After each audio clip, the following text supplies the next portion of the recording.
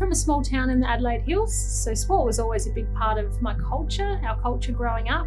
I've always played tennis and netball. I've been a professional tennis player, and then I got involved in coaching, so I was a coach for the Australian Institute of Sport.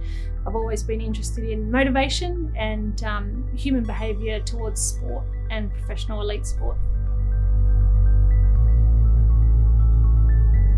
When I went to Europe for the first time as a 16-year-old, I was in an Australian team, and our coach at the time was a very kind coach. She thought she could motivate us by writing notes on bottles.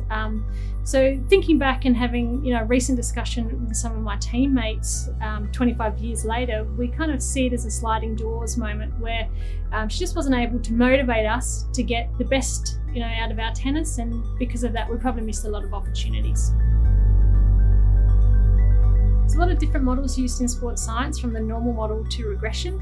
We've been using a survival analysis model, which is a time to event model, so looking at the time it takes for a swimmer to drop out of sport.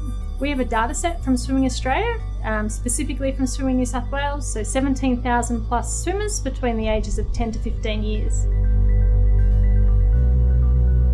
Surprises that we found were that 10 and 11-year-old swimmers were dropping out at ages younger than previously reported.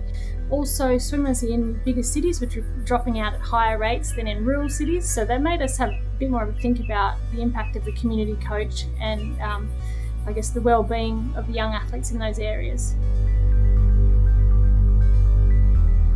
When I was a student, I wish I'd known that the models can be applied to real-life contexts, and particularly in the sports setting as well.